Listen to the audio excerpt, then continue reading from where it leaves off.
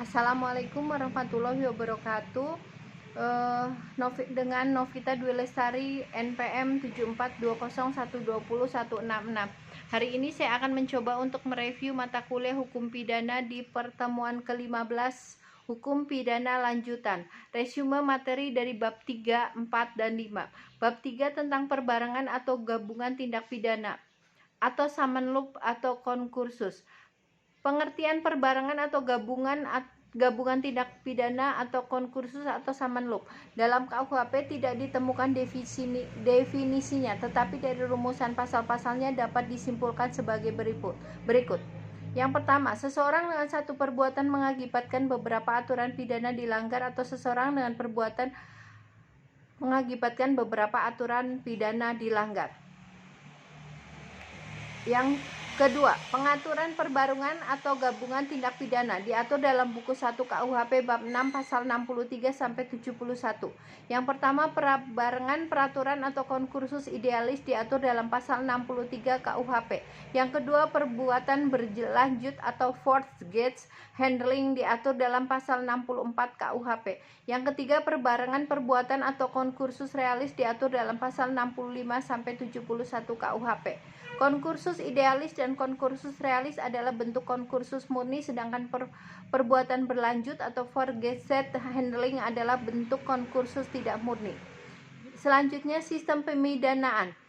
Yang pertama, perbarengan peraturan atau konkursus idealis pada pasal 63 KUHP. Menurut pasal 63 KUHP ayat 1 KUHP digunakan sistem aborsi, yaitu hanya dikenakan atau dijatuhkan pidana pokok terberat.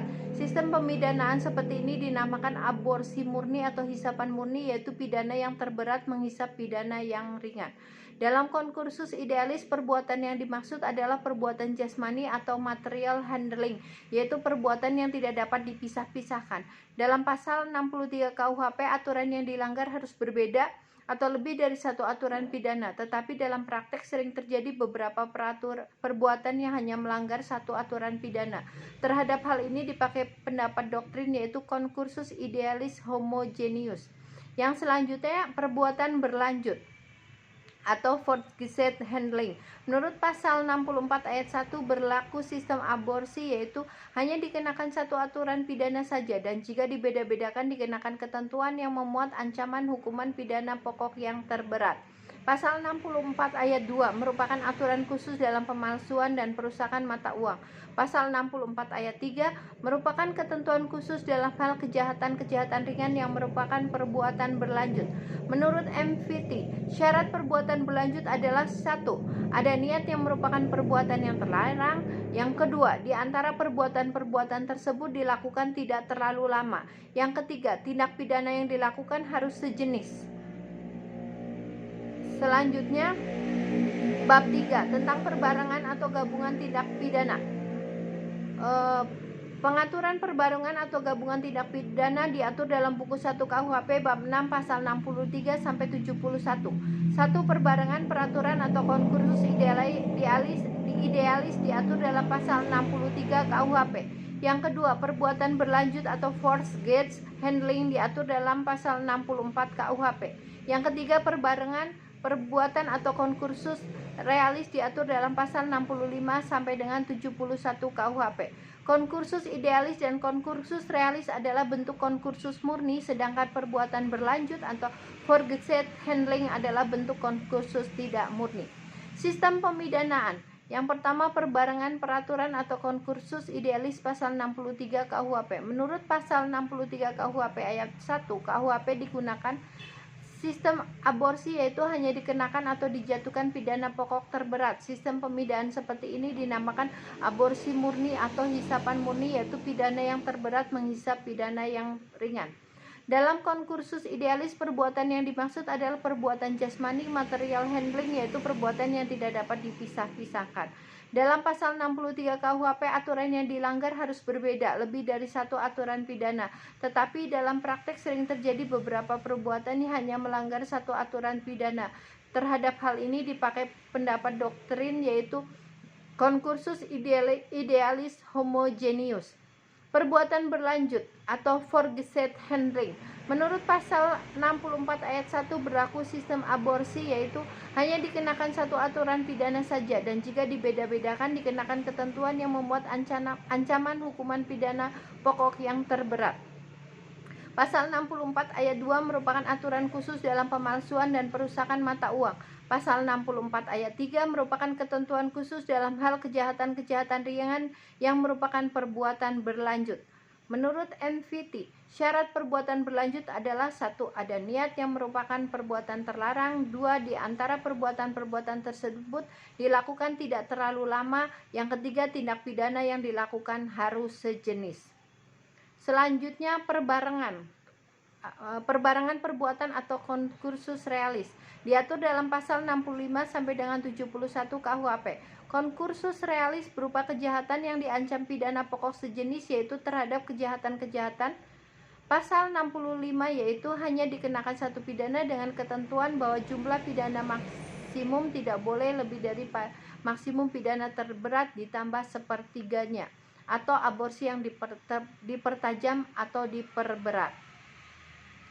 Selanjutnya, bab 3 tentang perbarengan atau gabungan tindak pidana Samelop concursus, bagian ketiga.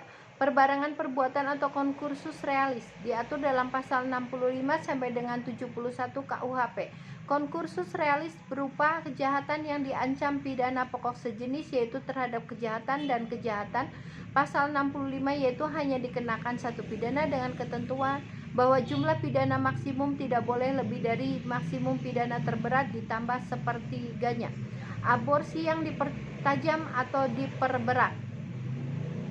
Selanjutnya, concursus realis yang berupa kejahatan yang diancam pidana pokok tidak sejenis, yaitu berupa kejahatan ditambah pelanggaran. Menurut pasal 66 KUHP, untuk semua jenis ancaman pidana tiap-tiap kejahatan dijatuhkan, tetapi jumlahnya tidak boleh melebihi maksimum pidana terberat ditambah sepertiganya.